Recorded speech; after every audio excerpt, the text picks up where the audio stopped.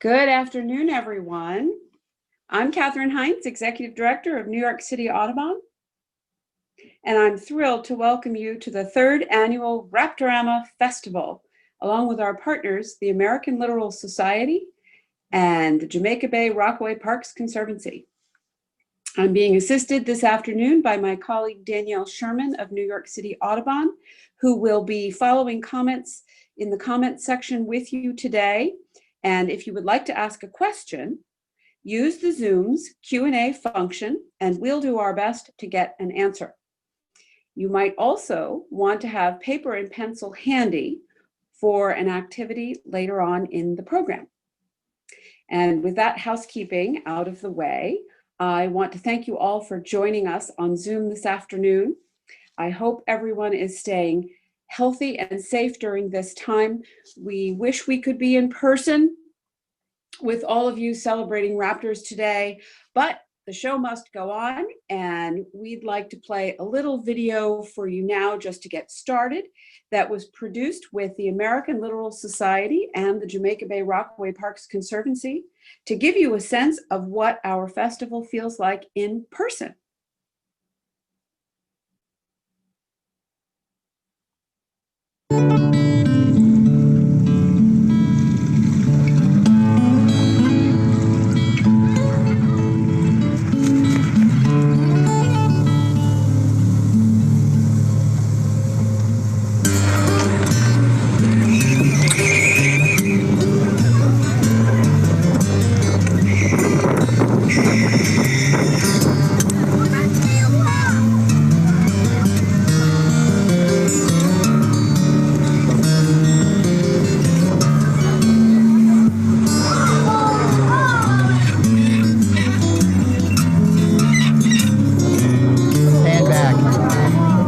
Coming, woo!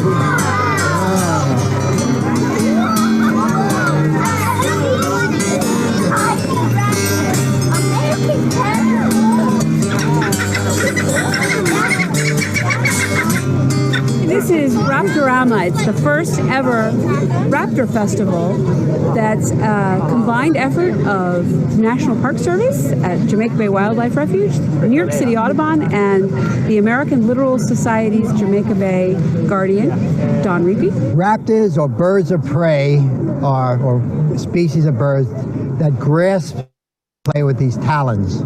Some of them eat fish like the osprey, others, the smaller birds, kind of concentrate on mice and even insects like crickets and grasshoppers. The bigger ones concentrate on mammals like squirrels and rabbits, things like that. Yeah, raptors really capture people's imagination. They have these large eyes, many of binocular vision, somewhat like our eyes. So I think people kind of identify with those birds that way. Kids love dinosaurs, right? Birds are related to dinosaurs. They're somewhat prehistoric in look, some of them. Just at the size and majesty. Well, look, the bald eagle, the symbol of America. Why did we choose that over the turkey? Yeah, what kind of owl is this? It's a screech owl. It's an eastern screech owl. Unfortunately, he was hit by a car, and he's non-releasable at this point. He had a fractured wing and an injury to his leg. And for that reason, he's not able to fly, to be able to hunt, to be able to take care of himself in the wild. So we'll keep him the rest of his life and use him for educational programs like this. What do these little owls eat? These guys are rodent eaters primarily. Small mice, voles, moles, small birds even, crickets, grasshoppers, frogs. Anything small that moves is potential prey item. I think we're getting a lot of families here because there is interest in being outdoors with your kids. This is a national park in New York City that's accessible by the A train, by subway, and we want people to come here. Falcons are bird eaters, so they use their speed at 200 miles an hour. If that duck is flying 60 miles an hour away from it, it's like getting hit with a brick, and it basically knocks it out. The owl in the back, Augie, eats 2 rats a night. So the larger the animal, the more their requirement for nutrition. It also works in lifespan as well. This guy may live 10, 12 years. This one might live 15 years. Augie in the back can live 30 to 35 years. The larger the animal, the longer their lifespan is. So what is this bird? This is an American kestrel. His name is Griffin. He's 9 years old. Wow. He was living in Manhattan, and his first jump out of his little nesting area, he crashed to the ground and fractured his skull and broke his collarbone, which is called the coracoid. And that bone is like a piece of thread. It's very, very thin. Now, is this male or female? It's a male. How do you tell? Because of the coloring, he's brightly colored. The girls are all brown and they have barring. Are the females larger than the males? Yes, all birds of prey, the girls are bigger. Why is that, do you think? Because they protect their nests, they do most of the hunting, and they protect their little children. It's not work. I'm a volunteer. I don't get paid to do this. I take in over 900 animals a year, and I do it from my house. I started rescuing animals when I was 5, and it's just, we all have a purpose, and this is my purpose. It's my passion. I love doing this.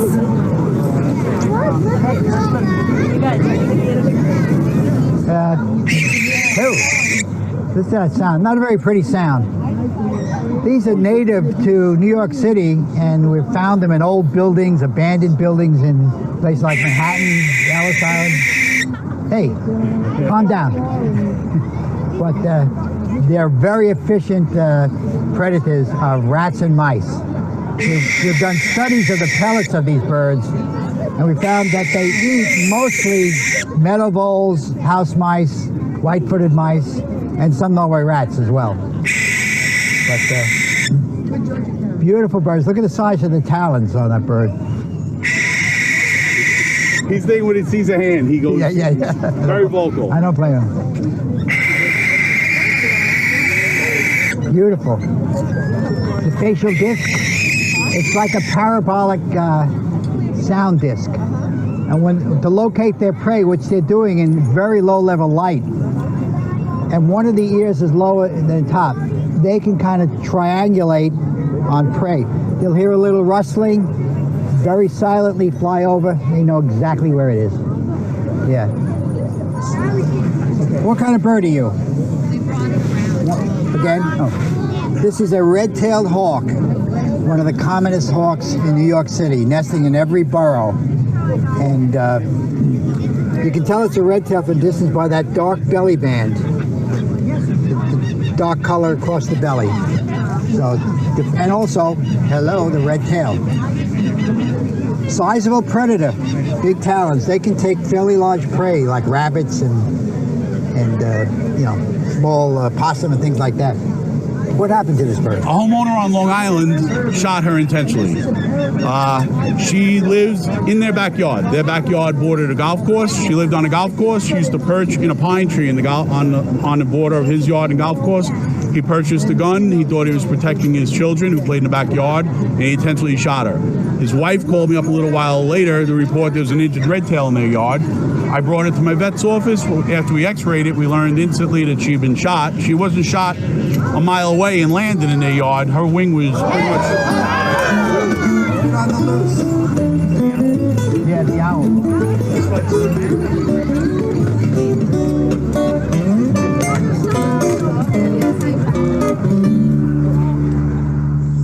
Bald eagles and a lot of these top-of-the-line predators are here due to the banning of DDT in the mid-70s. Okay. So when DDT was banned, over time, birds are able to lay more viable eggs. Okay. The symbol of America, which is basically a scavenger, right? They'll come to road kills and things like that, but and they'll also harass ospreys to get the osprey to drop their fish, and they get them. You know? Yes, male and female both hunt. Yep, the female stays at the nest primarily when as soon as eggs are laid. She'll get off for short breaks, but she does 23 hours a day of brooding, sitting on eggs. The male provides the food. He's the hunter. Dad brings food back, hands it off to mom, and she tears it apart and beak to beak feeds the baby, so they're able to self-feed. They're full grown in about 3 months. Wow. And this is all Mother Nature's plan. So if they're born in July, August, by the time September, October comes around, they have to be independent, they have to be able to take care of themselves, and they have to be fully flighted to be able to... Hawk overhead.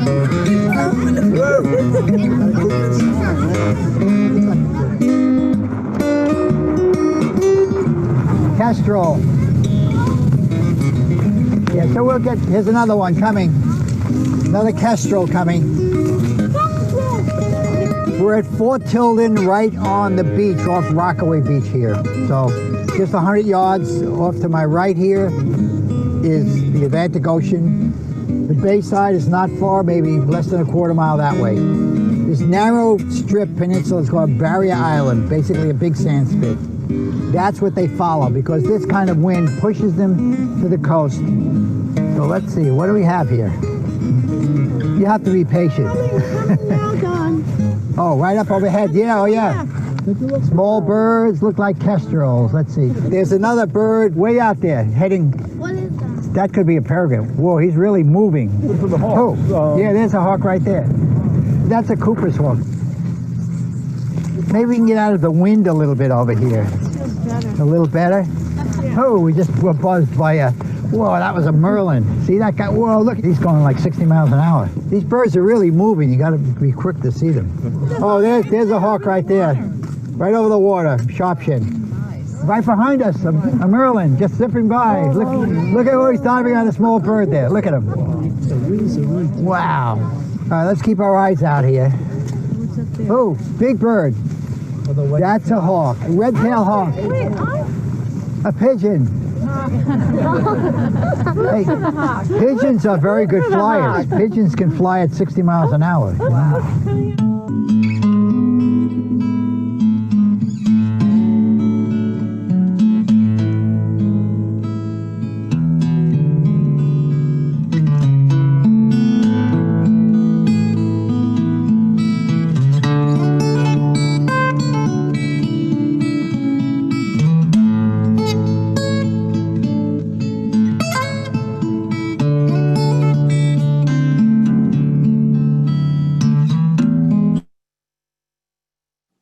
Hey there.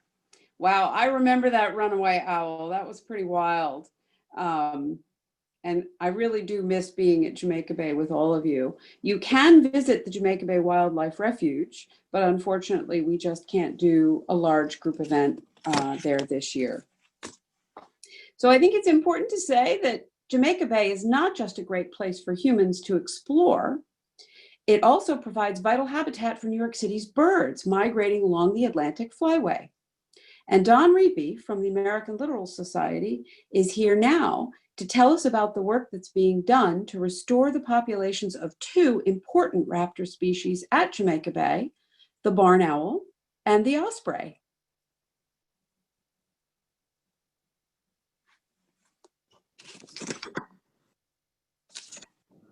Hi everybody, I'm Don Riepe, the Jamaica Bay Guardian for the American Littoral Society, and welcome to Raptorama 2020. The photograph that you're looking at is of a Eurasian eagle owl that was taken at last year's Raptorama. And while we don't have this critter in New York City, we do have a good diversity of raptors. For example, the largest and biggest predator is the great horned owl. It is found nesting in every borough of New York City. There are about 7 active nests in Staten Island alone. So this amazing predator is able to survive in urban areas. On the right, 2 little fuzzballs. Those are young great horned owls that pledged from the Jamaica Bay Wildlife Refuge about 3 years ago. We also have, in the winter, we get visits from the beautiful snowy owls. This photograph was taken at Floyd Bennett Field. But today I'm going to talk mainly about our raptor management program in Jamaica Bay for barn owls and ospreys. This is a female barn owl, and those are newly hatched owlets. Most people think they're kind of ugly, but I think they're sort of cute. Here they are after about 3 weeks or so. The one on the left is also about 3.5 weeks, as well as the one on the right. These 5 were banded in one of our boxes, and they have as many. They can have as many as 7 owlets, and we did in one box band all 7. And a few years later, actually found the runt of the litter the smallest one, nesting in one of our boxes, which tells me that they all survived, which is kind of amazing. Here's an adult bald owl. It's one of the most beautiful birds we have here in New York City. I just think it's an amazing animal to know that we have in this urban area here. So what do we do for them? We put up big nest boxes. Normally they'll nest in big dead trees or big cavities. We don't have a lot of that in New York City. They also will use abandoned buildings, and a lot of those are being razed or torn down. So to supplement the habitat, we put up nest boxes, and every nest box will have a tree swallow box on it, and also a little predator guard to keep the raccoons from climbing up. On the right, some members of our Restoration Corps who erected that box. And they're put up in more remote areas of the refuge, so they really need seclusion. So on the left, we have owlets about 7 weeks old, another week, and they'll be ready to fly. The main prey of these owls are rats and mice. We do have an abundance of white-footed mice at the refuge, as well as Norway rats, and that's what we find mostly in their pellets. So after 8 weeks, they will take their first flight. Here's one flying out of the box at Big John's Pond, which they've been nesting almost every year for the last 10 years. So that's a very successful site. The next bird is the osprey. Ospreys were really decimated by the use of DDT in the environment. So since Richard Nixon banned DDT in 1972, I believe, about 10 years later, they started to be able to lay viable eggs and making a comeback. So we wanted to be prepared for them and put up nesting platforms for them. So here's a platform. They come, they find these, they take to them very readily. The bird on the left is actually a bird we put a GPS transmitter on about 6-7 years ago. And in the winter, he flew all the way to Colombia, South America. So they can go great distances in the winter, then come back the next spring, in early April, right to the same nest. So here's our Restoration Corps again getting wet. And they built this osprey platform, and we're putting it out in one of our restored marsh islands in Jamaica Bay. And here they are, putting it up, getting it in place.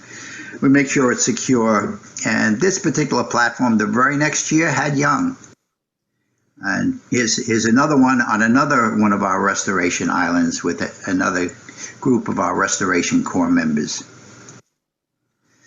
Here are two fledgling ospreys. They are about 8 weeks old, and after 8 or 9 weeks, they will leave the nest. So from a little egg to this amazing raptor in 8 weeks is a really incredible growth. They will also use any kind of flat substrate they can find in and around the bay. On the left, they're using a green buoy out in one of the marshes near the airport. On the right, using an abandoned crane to make a nest. So they're very resilient, very adaptive to urban areas. Here's one nesting right on the ground. There might be a little overturned garbage can or something. They use anything. But this can be precarious because if you have a flood tide, it can wipe the nest out. But apparently they did well. There's the two adults on the right and the left, and in the middle are two juveniles, fully grown. Here's three fully grown, ready to leave the nest. They're all banded with a Jamaica Bay band on the left and a Fish and Wildlife band on the right, so we can track them. The adult ospreys mainly eat fish. So this fish species called a menhaden is one of the most important fishes in the sea because they feed everybody else, including the great whales that we've been seeing off our coast lately. So here's what it looks like close up. It's a neat-looking fish, a very oily fish. It's sometimes used for those little omega oil capsules. But we're trying to make sure that enough of these fish are not over-harvested, so because they feed everybody else. Here's an osprey just banded, and it shows you the amazing talons, what they use to catch and grasp their prey. You'll learn more about this in the video later on. Last winter, I had a pair of bald eagles, adult bald eagles in the Eastern Bay, used An osprey platform, just as a roost site. I thought they might stick around to nest, but they didn't. But maybe this winter, you don't know. On the left, nesting on a called a dolphin or a piling. We built a little top to it with a 4x4. Ospreys took right to it. On the right, this is one of our older nests, which are up about 20 feet or so. And I like to photograph birds in juxtaposition to urban areas. So actually the plane is not as close as it appears here. This is a telephoto lens, so it really pulls the background in very close. So there's a family of ospreys right on top there. Occasionally, the nests are taken over by peregrine falcons. In at least 2 instances, we had peregrines kick off the ospreys, and they raised their young right there. Overhead is looming 747, I believe, just taking off from Kennedy Airport. And here's a beautiful young osprey, fully fledged, just about ready to fly from one of our nests. So they're amazing looking raptors. So in 1990, there were no nests, in New York City. But since then, we've been putting up platforms and managing for these birds. We now have 25 nesting pair in New York City, including a couple of nests over by the Salt Marsh Nature Center. So thank you for watching, and I hope you enjoy the rest of the show. Bye now.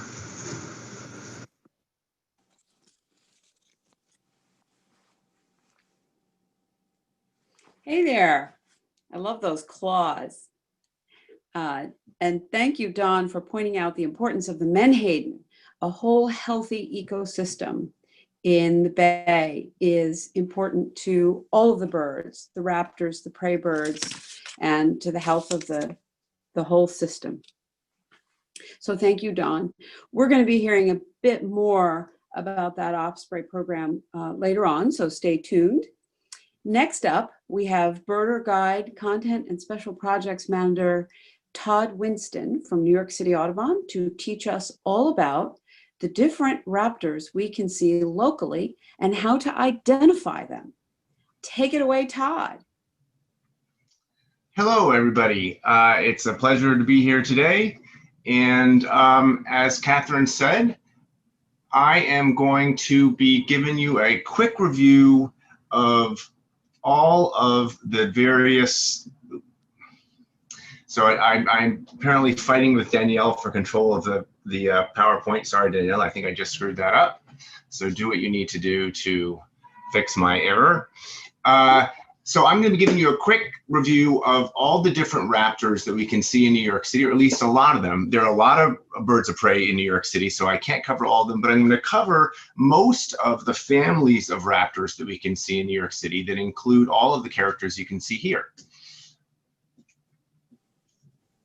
Okay, so when we're talking about raptors, we're thinking about birds of prey that are active during the day. Those are diurnal raptors, which include all of these groups of raptors that one can tell apart in the field by their shape and by their flight profile. We'll also be listening to a lot of these birds because you often hear them before you see them. So that will give you a hint as to what might be flying along in a second if you hear its call. And then we'll quickly talk about the nocturnal raptors, the owls. That's just one group which have amazing calls. So starting with the diurnal raptors, at the top left there, you can see the bootios. Those are the heavy-bodied, broad-winged raptors that are built to soar. And they have fairly short tails and sturdy bodies compared to some of the other similar birds of prey. And the most famous raptor, maybe of New York City, is a bootio. That is this aptly named bird, the red-tailed hawk. The adult red-tailed hawk has this brick red tail.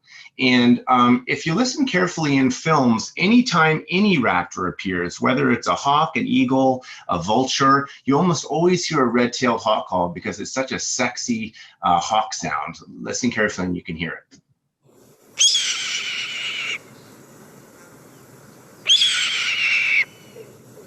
So that is the sound of the red-tailed hawk. By the way, blue jays imitate them. So you have to make sure there isn't a blue jay trying to trick you when you hear that call.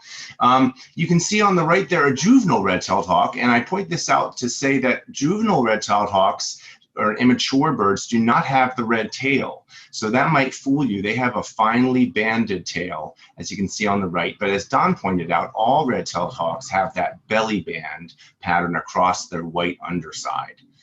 Red-tailed hawks were among the first big raptors to recolonize New York City. This is a picture of Pale Male, who became a celebrity when he nested on Fifth Avenue with a sequence of lady friends over the years. And he first arrived in the city as a one-year-old bird in 1991. So red-tailed hawks have been around nesting about as long as ospreys, since Don also mentioned ospreys started coming back at that time. And now they have spread to all 5 boroughs. This is a nest in near Tompkins Square Park in the East Village. It's just an amazing thing, right, that these huge wild raptors are nesting right over traffic as people take their morning walk underneath. Okay, other common buteos you see in New York City are birds that migrate through or sometimes winter here. Another aptly named bird is the beautiful red-shouldered hawk. And we can tell that bird when we see it fly over by a very characteristic clear light crescent at the end of each wing where the light comes through. That's sort of a semi-lunar shape there. And the red-shouldered hawk also has a very distinct call, also imitated by blue jays. So blue jays might trick you here too. Listen carefully.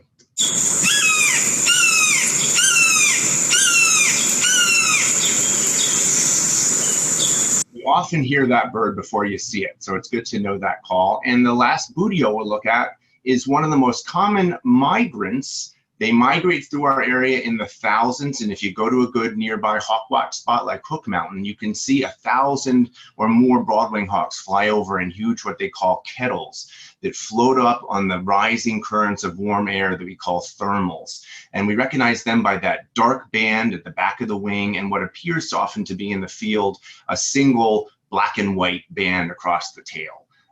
Beautiful forest raptor. Okay, and speaking of forest raptors, the next group is the accipiters. You can see they're bounded in blue. Accipiters, there are 2 species we see in our area, and they are long-tailed, rather short-winged hawks. You can see compared to the profile of the buteo to its left.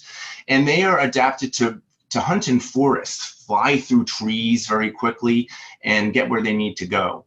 There are 2 species that we see here often, the sharp-shinned hawk and the Cooper's hawk. And these are 2 species that have bedeviled birders for generations. They can seem very similar in the field. You can see that the sharp-shinned hawk on the left has a straight tail edge, while the back of the Cooper's hawk is rounded with quite a bit of white.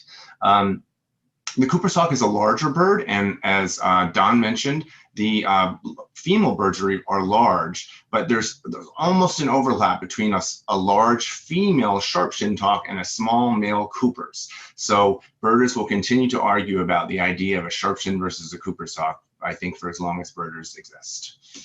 Okay. Third group, a very popular group of raptors, the falcons. You can see the flight profile there is very pointed. Falcons, like other birds that are expert flyers, like swallows, terns, excellent aerialists, have these pointed wings, and they have a long tail. And that's a very characteristic shape for all of the falcons, which includes several of the birds that we already saw today in the film.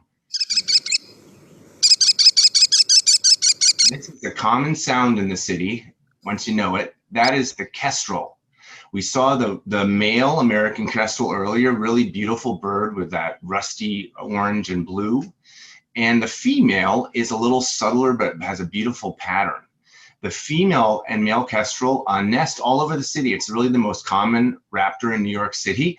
And you can see a well-fed pair of young kestrels here. They nest under building eaves. The female kestrel might be confused with the next larger falcon, the merlin, which migrates through our area, does not nest here. Less heavy-bodied bird, with dark streaks underneath. And then we get to the third. This is the most famous falcon in the world, the beautiful peregrine falcon, the fastest bird in the world. In a stoop or dive, a peregrine falcon can reach over 200 miles an hour. And beware that in the case of many raptors, the adult has kind of barring that's horizontal on the breast. The young bird has vertical striping, and that's the case in almost all of the raptors we see today. Young birds have vertical striping, and you might confuse this bird here eating a young laughing gull with a merlin. Yes, that is the reality. I see Catherine's making a sad face. That's the reality of birds of prey. They do eat other birds. Okay. Peregrine falcons nest on every bridge in the city. It's an amazing success story, like the bald eagle and the osprey. This is Chris Nadareski of Department of Environmental Protection, and I believe on the Throgs Neck Bridge. This is a rare bird in New York City, but it's so cool. For the coolness factor, I include it. This is the gerfalcon or gyrfalcon, a northern falcon that lives all across the northern hemisphere. I'm sorry to say, eating another bird again. It is dismembering some sort of duck there. A beautiful white morph of the gyrfalcon that occasionally we see here in the wintertime when the birders come running. Okay, and then we have a few species that are sort of oddballs live in our marshes. We have the harrier that has a sort of V shape to its wing when it flies, hunting over marshes. And the female harrier is warm colors, while the male down on the right there, we call the gray ghost. He's got white and gray, a beautiful bird soaring low over the marshes. The other common marsh raptor is, of course, the osprey, which Don gave you a good intro to, which nest all across the city in our marshes. And then moving up to the largest birds, vultures. Vultures don't nest in the city, but they often come through here during migration, and they hang around. They nest not too far from the city. Large birds that have sort of a V shape or a dihedral to their wings when we see them fly in the flight profile. And there are two species we see here, the turkey vulture with a red head and kind of two-toned wings, and the black vulture, which is a southern species that has expanded its range and has white at the end of its primaries, kind of a chunky bird. I always think that the black vulture looks more like a turkey than the turkey vulture looks like a turkey. That sort of helps me. I don't know if that will confuse you or help you, but it helps me. Okay, and vultures are the big birds we might confuse with our biggest raptors, the eagles. Right, eagles, you can see in that flow profile, have a flat, like a board flight profile, and you can often see it at a great distance and recognize it's an eagle because it's so flat and huge.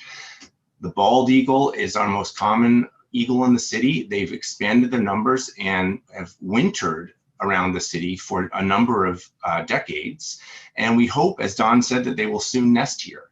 Occasionally during migration, we'll see a golden eagle fly over. Okay, so that's it for the diurnal raptors, and now I'm going to give you just a quick review of the owls that we see and listen to their calls, because often we hear owls, but we don't see them. We hear this bird.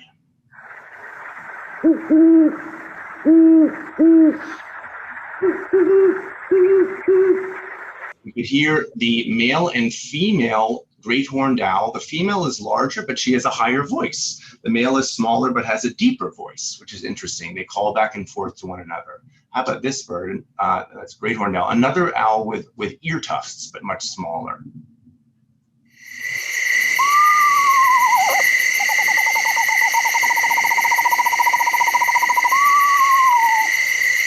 That's one of my favorite bird sounds, the eastern screech owl. Not very well named. It's really sort of an eerie, pretty sound, not much of a screech. That is a gray phase screech owl. Screech owls also come in designer colors. They come in a red phase of the screech owl. So cute, right? Okay, another sound, more like a screech.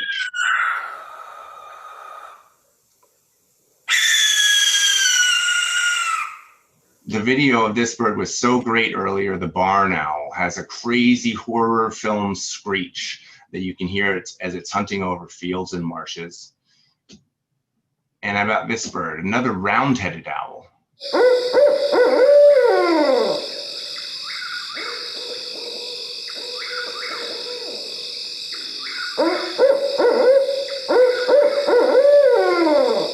He says, the barred owl, "Who cooks for you? Who cooks for you all?" Very emphatic sound. We can, by the way, I'm pretty sure hear a Chuck Will's widow in the background of that call. I didn't notice that before. Okay, and then the final, two more round-headed owls. The last owl that we can hear the sound of is this cute little owl.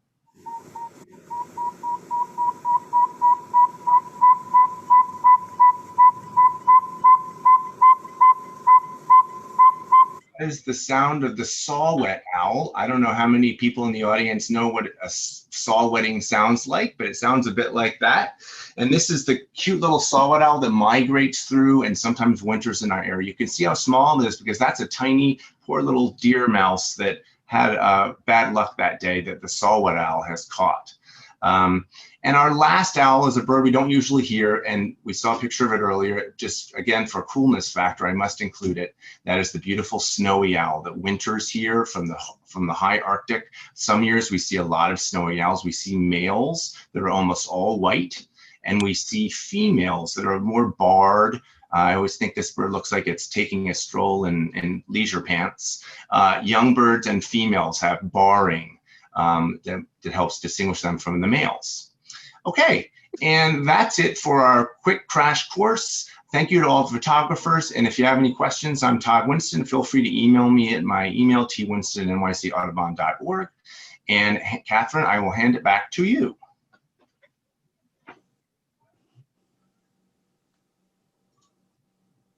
Okay, well, great. Owls are awesome. I show my love for owls often with my earrings. And I encourage people to sport their birds. And I'm sorry to have made a face before. I know Don Riepe has a great expression. That's nature. It's not always pretty.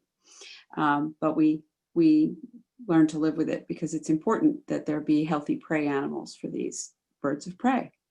So now we have New York City Audubon's senior conservation biologist, Kaitlyn Parkins, who will share with us and teach us about raptors and rodenticide.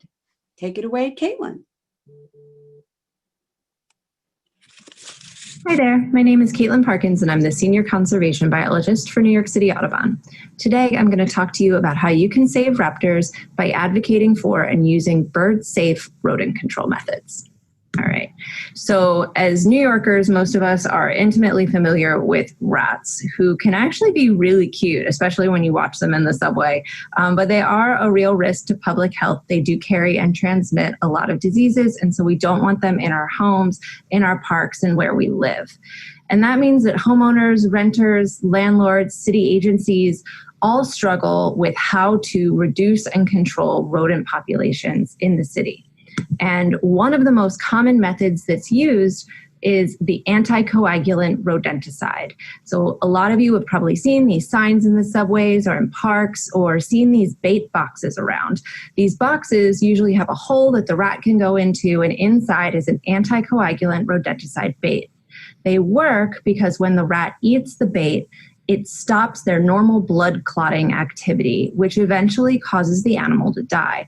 But it can take up to 4 days to work. And as the rats are going about their day, they're eating more bait, and that means it's building up in their bloodstream to levels that are far higher than is actually necessary to kill them. And also during this time, they start to get slowly lethargic, and they're out during the day in places where maybe they wouldn't normally be, and that makes them a really good meal for our predators in our ecosystem. And that can lead to secondary poisoning of wildlife. And what that means is that the wildlife isn't eating the poison directly and getting poisoned, but they're getting poisoned by eating poisoned rats. And so these can be egrets and herons, birds of prey like owls and peregrine falcons and red-tailed hawks, and our mammals like urban coyotes and foxes. These can all be victims of secondary poisoning, as well as our pets. And so when this happens, the animal becomes poisoned itself. So essentially its blood clotting is stopped, and that can cause bruising, anemia, bleeding from the mouth, hemorrhaging. Hatchlings, because they're smaller, are at higher risk of rodenticide poisoning. And eventually this can lead to death of the bird itself. And even if they don't die from the poisoning, they're often more vulnerable to other things, such as getting hit by cars. So this is a real problem for the birds of prey in our city. Now, what we can do to prevent poisoning is to use rodent control methods that don't harm the birds. And that means we've got to reduce our anticoagulant rodenticide use. And in order to do that, we need to remove the resources rats need to thrive. So the best cure is actually prevention, because we can't stop the birds from eating the rats, but we can stop the rats from being poisoned. And a great example is this bait box, which is right in front of a bunch of trash bags of food. And so if you're leaving trash out, the rats are just going to eat the trash and they're never going to eat the bait, and the bait isn't going to be effective anyway. So here are some things that you can do to help prevent rodents from being in your home or in parks without using rodenticides. So keep all garbage and food in tightly sealed plastic containers. Rats can very easily rip plastic bags open. Don't leave food for pets or other animals outside because it feeds the rats. Remove standing water. They also are attracted to water, which they need to survive. Remove dense vegetation from around and on buildings. It provides really ideal habitat, and if the rats are living close to your home, they'll eventually work their way inside. And you can seal openings to the building that are 1/2 inch or larger, so rats can fit through tiny little spaces, with stainless steel mesh and cement or a product that's specifically for this purpose. And if you still have rats, use non-chemical methods of control, such as snap traps or electric traps. Now, what do you do if you find a poisoned bird of prey? Keep an eye out for birds of prey that are on the ground, they're lethargic, they're not acting normal, maybe they don't go anywhere when you approach them closely, or if they're bleeding. If you see a bird like this, don't try to handle it directly because they have really sharp bills and talons. You can see in this picture from the Wild Bird Fund of a red-tailed hawk being treated, they have really big, thick gloves on to protect themselves. So call us, NYC Audubon, at 212-691-7483, and we'll get somebody out to help shortly, or you can contact a wildlife rehabilitator directly who can advise you on what to do. So I know this was short, and if you'd like to learn more, go to nycaudubon.org/rodenticide. It has all the resources there that I provided today, as well as more. We also have brochures on rodenticides for pest management professionals and tenants of buildings if you'd like to help get your landlord using some of these other methods of rodent control. So I hope this helps, and thank you so much. Great, and thank you, Kaitlyn. Thanks also for mentioning pets. It is yet another important reason to keep dogs on leashes and cats indoors. The last thing you want is a poisoned rodent to sicken your beloved pet. Now for a change of pace, artist Autumn Kioti from Wilderness is Necessary will lead us through a raptor-themed nature journaling activity.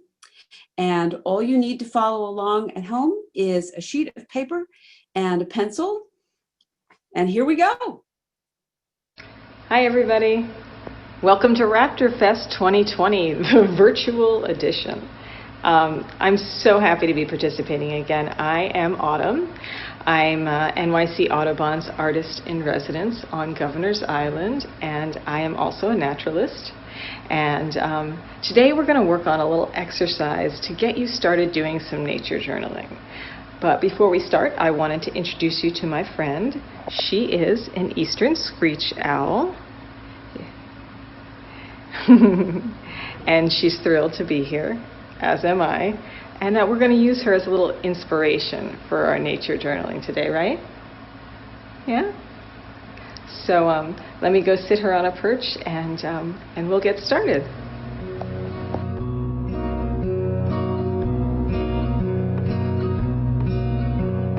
There you go, cloud.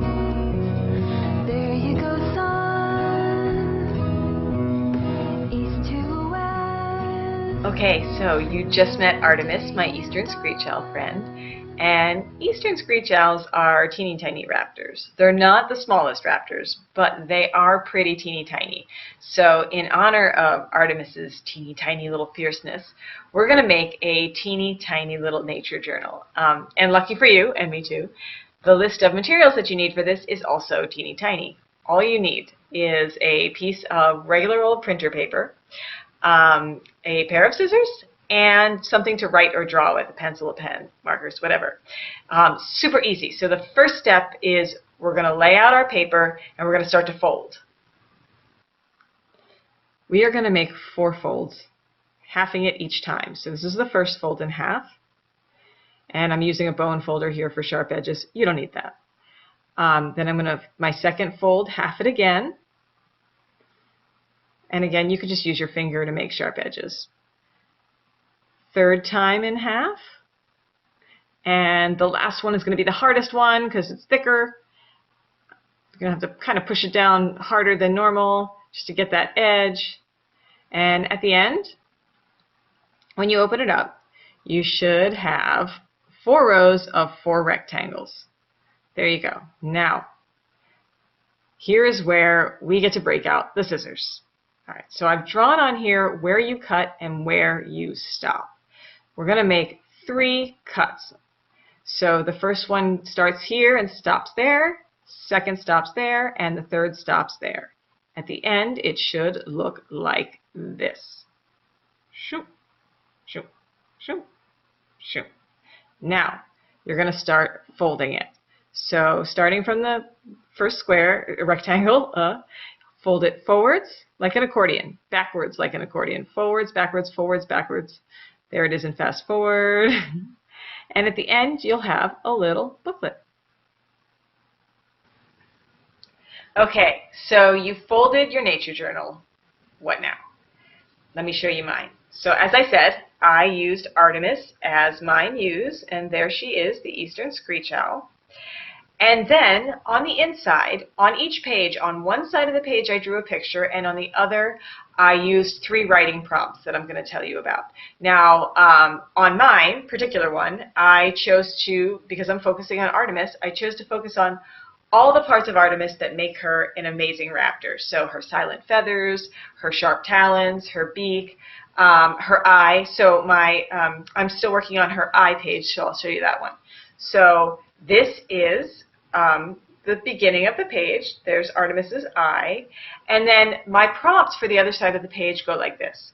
The first sentence I'm going to write is going to start with, I observe. And basically it's going to be a sentence about what I'm seeing, what I'm observing in an eye.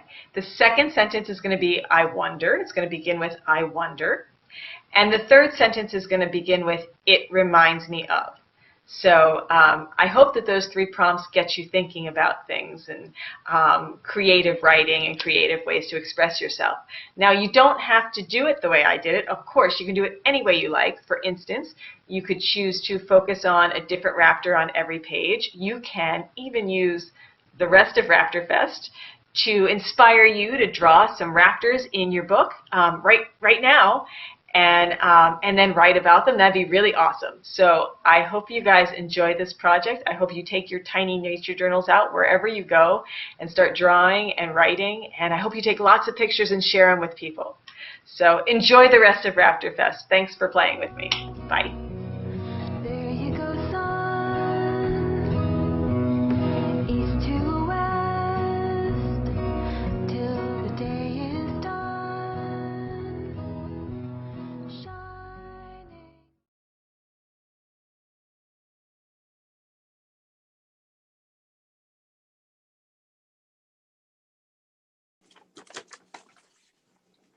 I'm still folding. I'm going to have to come back to that so I can make a journal and show Autumn. Thank you. That was a great activity. And Autumn has been the artist in residence with us in our house at Governor's Island since we began spending our summers there. And this summer, of course, is unique and different. And we hope that we will be back in person, greeting everyone more than just on weekends, with artists in residence available for the public to come and visit inside the house on Governor's Island in Nolan Park next summer. Next up, we're going to learn a little bit about a unique raptor that calls New York City home, the osprey.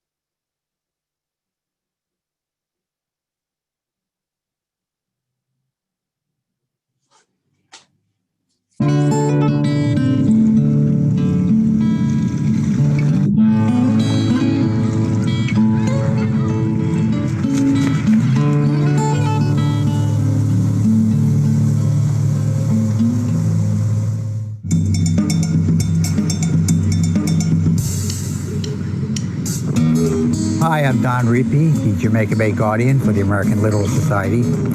Today we're going out into Jamaica Bay to look at one of the most amazing raptors of New York City.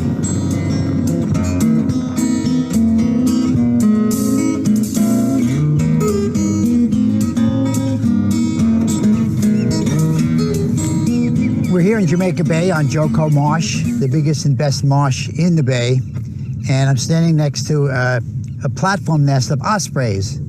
The osprey is a large fish-eating hawk whose population had been decimated by DDT in the environment. DDT interfered with their ability to produce calcium. They would sit on eggs, they would break.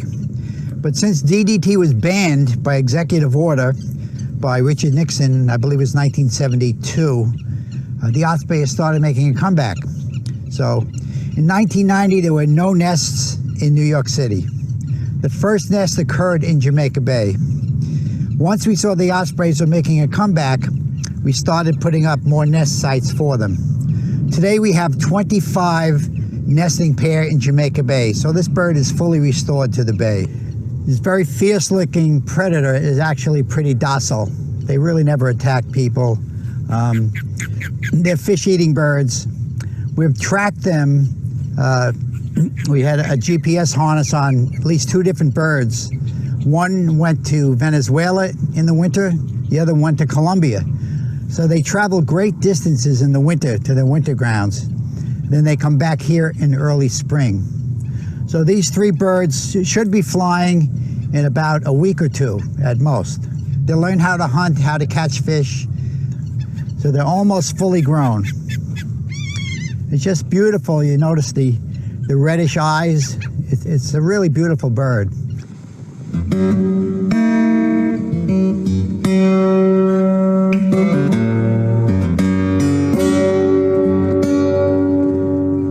So we're here at a second nest in Jamaica Bay.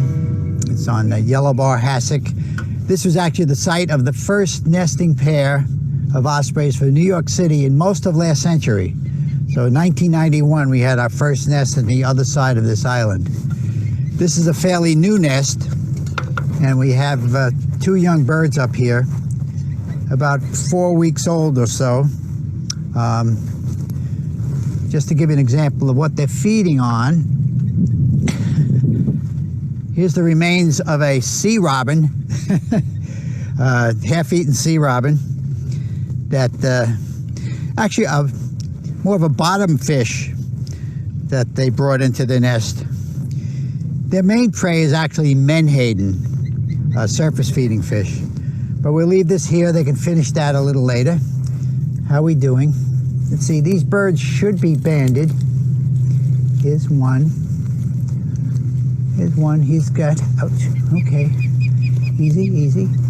Yeah, he's got his 2 bands on. Easy. This is a young bird. But look at those talons. Those talons are geared for grasping fish. So we have 2 beautiful birds here. So they're about 5.5 weeks old, I'd say. They need another 2 weeks before they'll be ready to fly. So here we are with New York City in the background, right here in Jamaica Bay. Who would believe that we have such a magnificent raptor such as the osprey? This one is pretty feisty.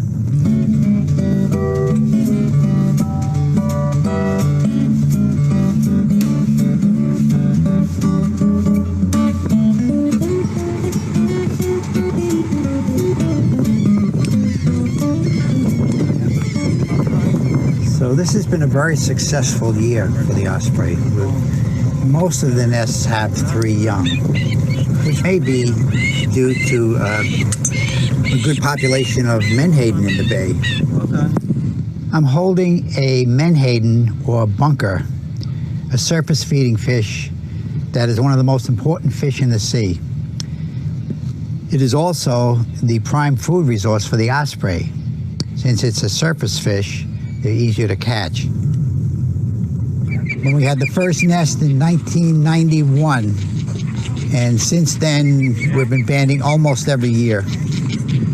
So we're at Ruler's Bar Marsh today. And this is the latest nest. We put this up with our restoration call last year. We have 2 young in this nest. They're about 5.5 to 6 weeks old. Okay. And we put 2 different bands on these birds. These are the 2 bands that we use. Okay. The silver band is the U.S. Fish and Wildlife Service band. That goes on the right leg. And the left leg is the Jamaica Bay green band, which has a number and a letter. So presumably people seeing these in the field can read them from a distance, and we can get information as to where they go in winter, for example, where they go and travel and forage around the bay, how long they live. So what I'm going to do is just very carefully pick up one of the young and cradle him in my arms. Just being a little bit careful for the talons. They are a little bit sharp. And you can see here with the osprey, they have toe arrangements where there's 2 up and 2 down. A little bit different from most of your perching birds, which usually have 3 toes in one direction and 1 in the other. So these birds, just riveted on. These birds are designed for catching and eating fish. As far as I know, that's 99% of their prey. They may take advantage of something else on occasion, but for the most part, they're strictly fish-eating bird.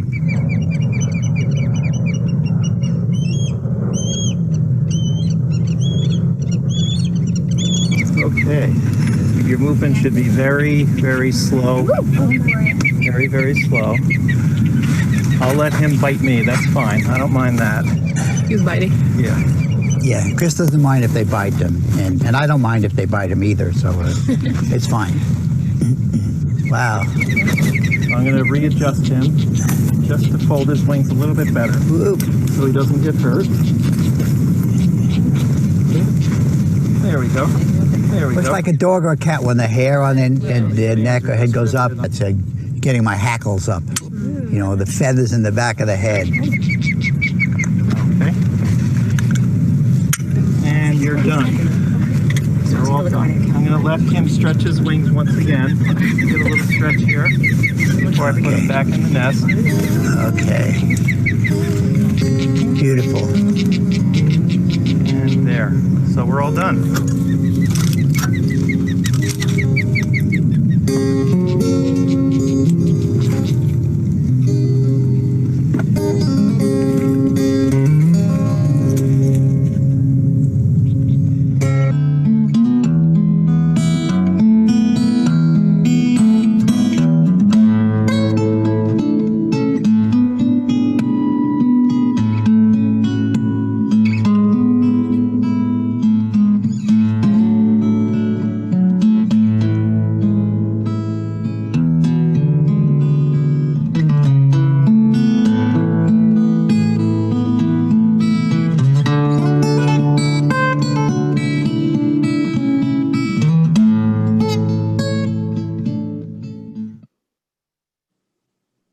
Wow.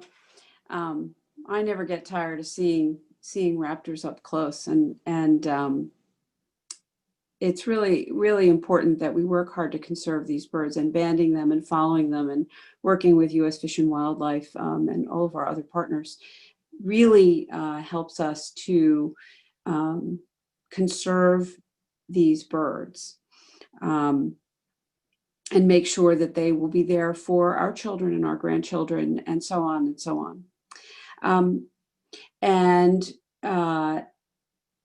Now what we're hoping to do is see some raptors up close and personal.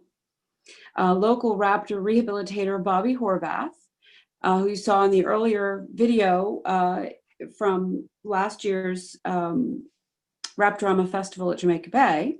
Bobby is today joining us live from the New York City Parks and Recreation's Salt Marsh Nature Center in Marine Park, Brooklyn, to show us some magnificent birds. And bear with us, we're gonna go into a live feed in a remote location, so that might take a little bit, but let's see how it goes.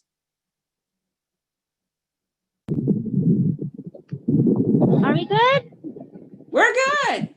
Hello, everybody. Alexandra reporting from the Salt Marsh Nature Center. I am here with Don Riepe, and we're celebrating the hawks and owls and raptors of Jamaica Bay with Bobby Horvath. Now, I'm going to flip the camera to away from my pretty face, and we're going to start the program. Let's see. Okay, here we go. Hi, Bobby. We are live. Thank you for having us here today. Yes, thank you. And look, we have all our beautiful animals here. Ooh, got a little activity. That barn owl is always nervous. I know. Every screech. Don, do you want to give a few words? Even though he was born,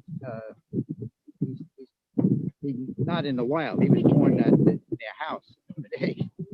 So he's totally imprinted on them. But he gets very nervous and screeches a lot. Yeah. The bigger birds are usually calmer. The best bird is the Eurasian eagle owl in there where Bobby is now. He's totally tame. He's kind of hooting right now. Yeah.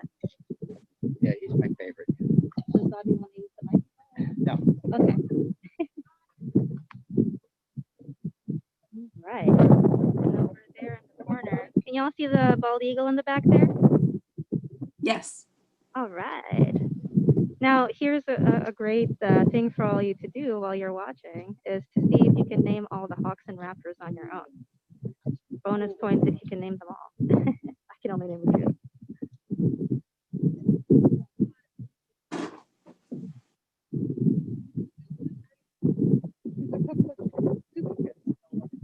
I know the peregrine over there. Oh, the one right close to us. It's an owl, all right, but it's not a snowy. Believe it or not, snowies are much bigger than that one. Even though she's a gorgeous bird.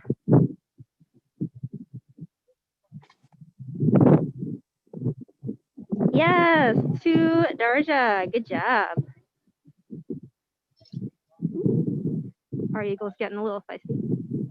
It's very windy here, so I think the birds are feeling that nice wind, and they're like, "Ooh, this is good. Let's fly."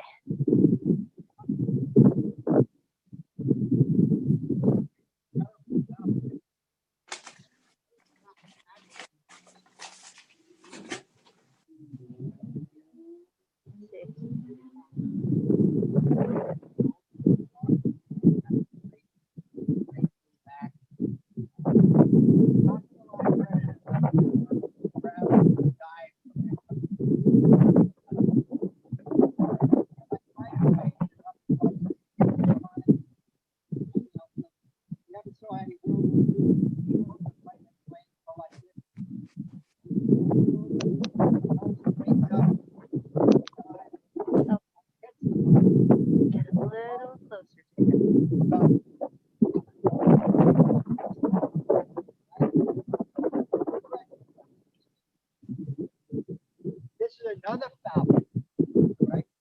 Small, much small. This is the Merlin. Merlin the magician. They migrate right through now, and these birds migrate mostly on the northwest wind. We push them to the coast. They migrate right along the Barrier Island.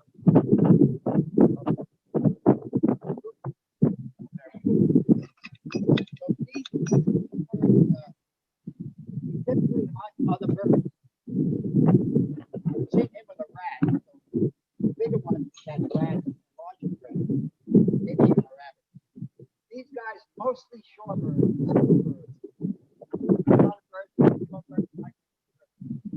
And they typically head high, right along, very fast.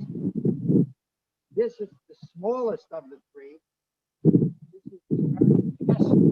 The European kestrel, the American. This is an adult male. The males have bluish on the wing. And they typically fly over open fields, drop down, catch insects. Mice. Those that spend the winter here can also catch birds. But a lot of these guys are heading south, southern climes right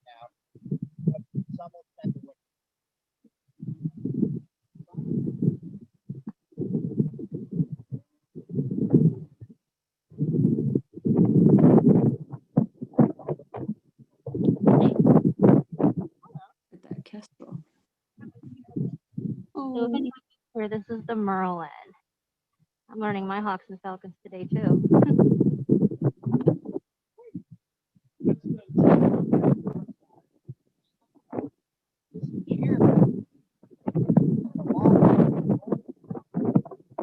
saw the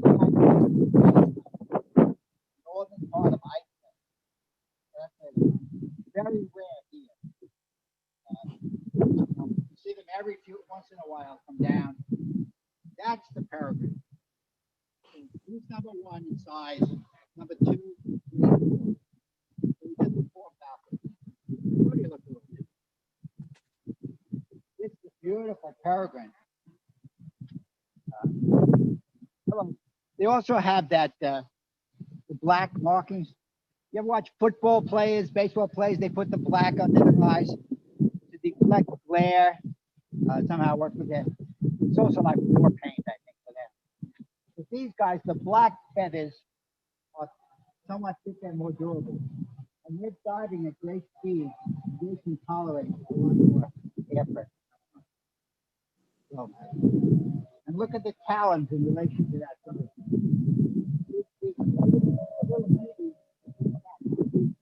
Oh, look at that bird.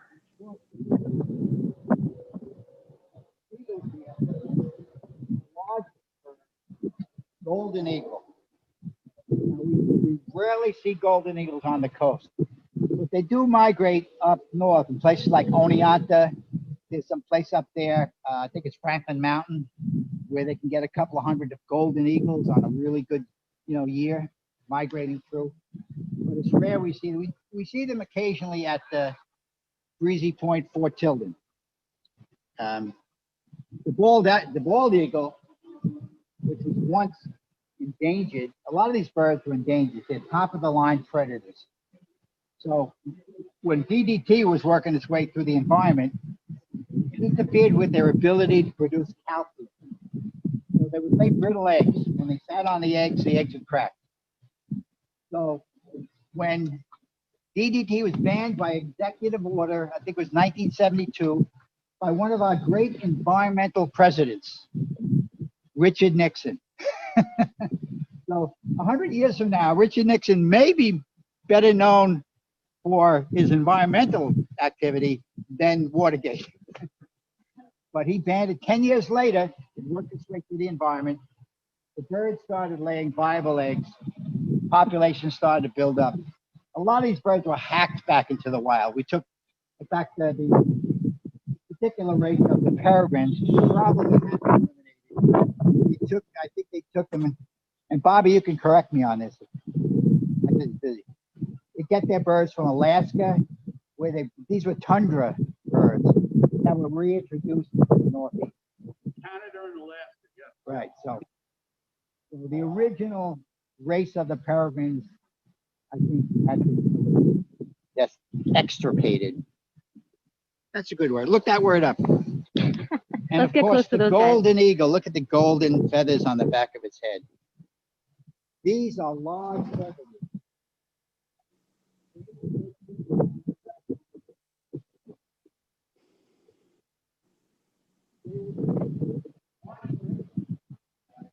Even sheep, they'll kill. But you don't want to mess with them. The bald eagles are national symbol. It's basically a scavenger. They will chase ospreys who are better at fishing to get them to drop their fish, and then they take it. But they also can catch their own. So let me introduce Bobby here to come in. These are his birds. I can tell you two of the stories about the two eagles. The golden eagle, unfortunately, they're all sad stories. When we have to keep a bird like this in captivity, they'd much rather be in the wild. That's where they're meant to be. That's where they belong. Unfortunately, due to quite often human-caused issues, these birds are injured, permanently non-releasable, and the ones that do okay in captivity, we try to place in nature centers, zoos, and sanctuaries. The golden eagle we've had 6 months. He's 2 years old right now, and he spent a year and a half of his life in captivity. At 6 months old, when he was just a young eagle just leaving the nest, he landed on a telephone pole out in Utah, and with his wings out, he hit the wrong combination of wires and was electrocuted. A bolt of electric went through his right wrist, shot across his body, came out his left elbow. So his right wing is pretty badly damaged. He's never going to fly, not well enough to be, and you'll be able to see feather damage. The nature center that rescued him worked effortlessly to save his life. He had burns, there was charred skin, there was necrotic skin. So they had to handle the bird daily to do bandage dressings and antibiotics. They saved his life, which was a great thing, but unfortunately he can't go back into the wild. So we were on a list, and they called us, interviewed us, and we thought we were a good match for him, and he came to live with us. So we're very fortunate to have him, but unfortunately his story is not a happy one. The bald eagle, I'm sorry, it happened in the state of Utah. No, we're out on Long Island. We're not they all have big outdoor cages. You can't mix and match birds, different species, small birds. One cage. The bald eagle, we didn't witness it, but he was likely hit by a car. He also was only about 6 or 7 months old. And this is a very dangerous time when birds first leave the nest. Statistics show that more than 50% of birds don't make it through their first year. And that's just Mother Nature's checks and balances. So he was hit by a car. He had a broken right wing, broken right leg, and he's blind in his right eye. So those combination of issues unfortunately left this bird non-releasable. So we're very proud to be able to have the opportunity to work with him, but it's another sad story that he was in the wrong place at the wrong time. So the golden eagle is only 2 years old. They can live 30, 40 years in captivity. The bald eagle is 8 years old, I believe now. When they start out, their first year, they look very, very similar to the golden eagle. They're solid brown the first year of their life. It takes about 5 years until the white tail and the white head molt in. Every year they gradually change, they transition. So it takes 5 years until they get a solid white head, solid white tail. This is Diana. She's at least 20-year-old red-tailed hawk. We've had her 20 years, and she was an adult when we rescued her. She was intentionally shot by a homeowner. Homeowner's backyard was on a golf course. She used to perch in a tree in his backyard. His kids were outside playing, and he thought he was protecting the kids. He went to his sporting goods store and bought a shotgun, and he shot the bird. His wife calls us up to report there's an injured hawk in the backyard. She didn't mention anything about it being shot. I drove straight to the vet's office. The vet put her on the table, did x-rays, and she's loaded with pellets. She had a broken wing, and unfortunately, it was so badly shattered, it was not able to be properly aligned, and she's not flighted any longer. I had to report that event to the DEC and U.S. Fish and Wildlife. Those are the two agencies that permit us, that allow us to do what we do. Their law enforcement interviewed the homeowner, and he admitted it. He said, yes, he thought he was completely in the right shooting the bird. This was 20 years ago. Fortunately, now the laws have changed. It's a felony. It's a much greater offense now. He got a slap on the wrist, was told never do it again. If you did that now and admitted to it, there's a chance you'd have thousands of dollars of fines and even possibly go to jail. How old? 22, 23. She was an adult when she came in, so she's at least 3 years old. She's at least 23 years old.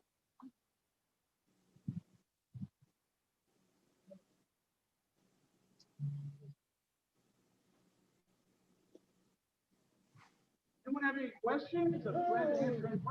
Hi, Augie. For all you guys listening in, this one is probably my favorite. This is Augie, the Eurasian eagle owl, and he's a sweetie. Hi, buddy.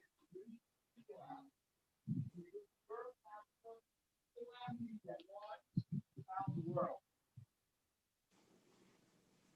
We got him when he was 2 weeks old. He was about the size of my fist. So we raised him from a chick, fed him every couple hours. He lived in the house with us. He's very bonded, very imprinted on humans. We're not allowed to release that bird here because he would be a non-native species. So he's purely just a display bird. His name is Augie. He's 9 years old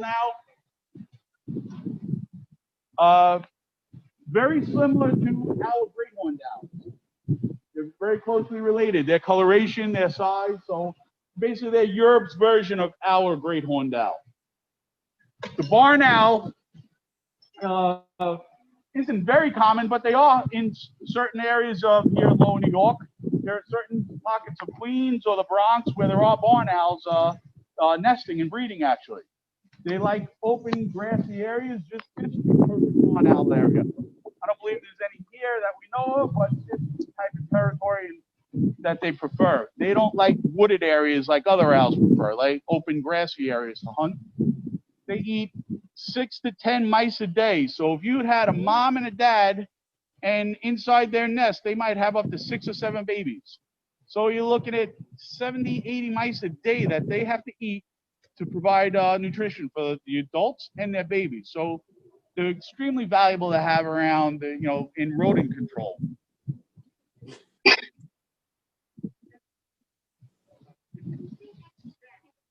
No, it's a barn owl. Oh, can we talk about the barn owl? Sorry? Can we talk about the barn owl? The barn owl, that's Cosmo. He's a captive bred barn owl. How old cat? He's 8, 9? Let's go take a close look at Cosmo. I'll be very slow. Hi.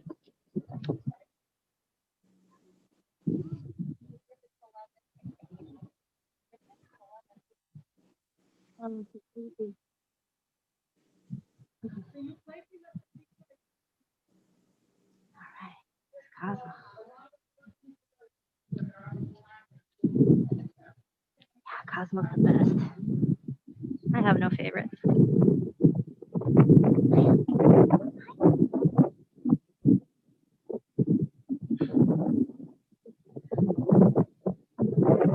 I'm just going to do a quick close-up. Oh, hi.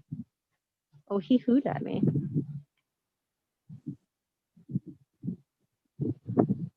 Just going to do a quick close-up of all of the beautiful hawks. Hi.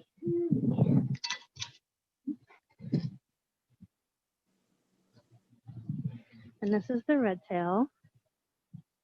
Hi, Mama. Bobby's going to get the bald eagle out.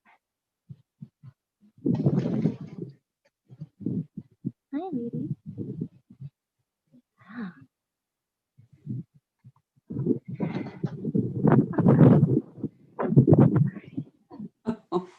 Let's not forget all the smaller birds, too. Well, I'm going to say the eagle owl here. Not the eagle owl, the golden eagle here. Let's see if I can get the front. Hi. Look at you.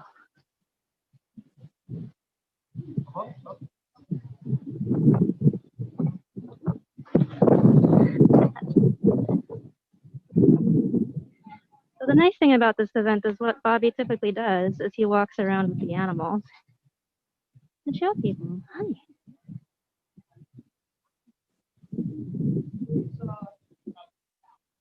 The peregrine. Hi, you're looking at me. And let's see the kestrel.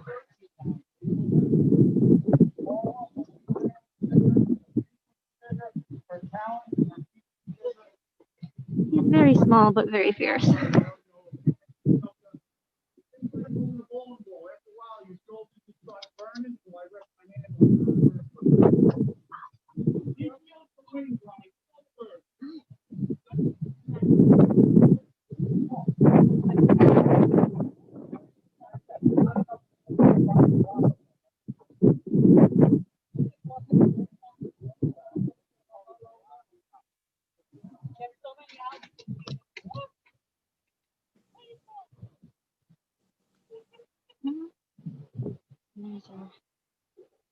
bald eagle.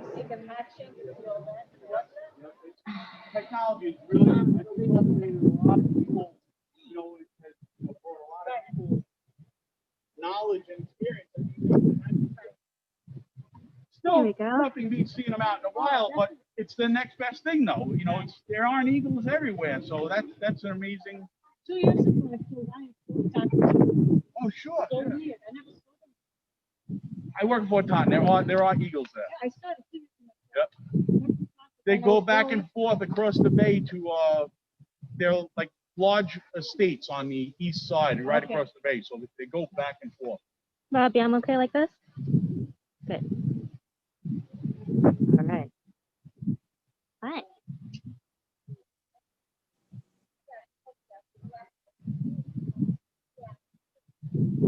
This is a nice bald eagle. I'm just taking videos.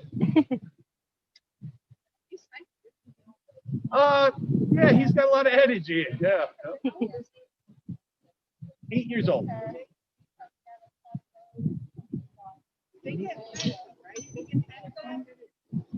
They did when he was injured. We had to. He couldn't even feed himself, so we had to cut up pieces of food, tiny little pieces, all day long. Now they self-feed. No, they all.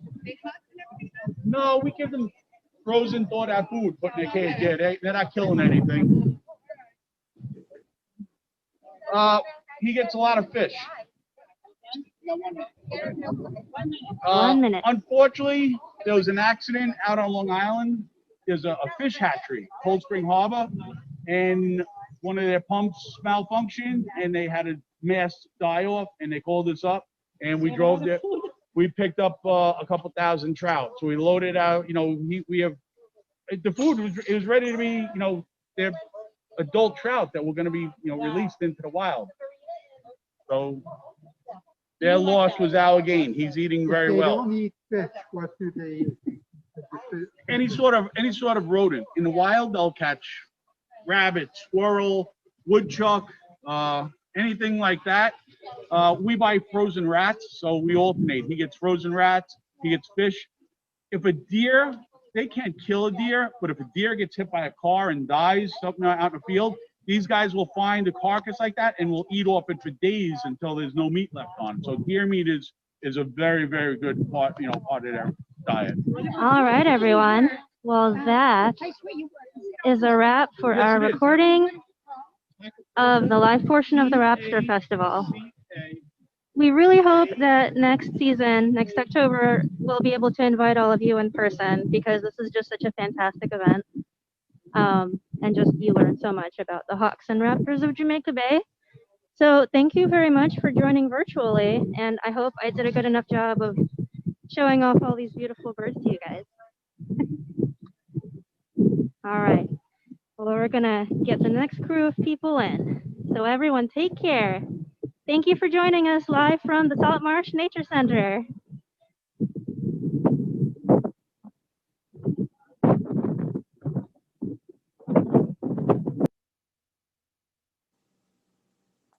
Oh, wow. Well, that was terrific. What a lot of fun. And thank you everyone for bearing with us with the wind. I agree with Alex. Alexandra, let's hope next year that we'll all be live and back together looking at these birds with Bobby. And I think Don made a fun point. I think there's a new documentary for him, All the President's Birds. Could be a lot of fun. I also want to give a big shout out to our friends at the Salt Marsh Nature Center, which is part of Marine Park, part of New York City Parks and Recreation. And you can visit there. They are open. As you see today, they have to manage numbers when people visit, but they also have brand new installation of Feathered Friendly on their windows, and you can see bird safe glass or a bird safe glass treatment that people can do at their homes called Feathered Friendly, and that's at the Salt Marsh Nature Center in Marine Park. So thank you, Bobby. Thank you, everyone in our Zoom audience for joining us today for the 3rd Annual Raptorama Festival, albeit virtual. It was such a pleasure to have this opportunity to bring our bird caring community together to celebrate these incredible birds of prey. I love seeing the chat, the Q&A, and knowing that you're all out there and eager to be together again as soon as we can. And we're so grateful to all of our partners, the American Littoral Society, the Jamaica Bay-Rockaways Parks Conservancy, and to all of you for joining us to celebrate raptors. And we hope to see you next year live and in person at Jamaica Bay. Please stay safe, everyone. And yes, thanks for coming.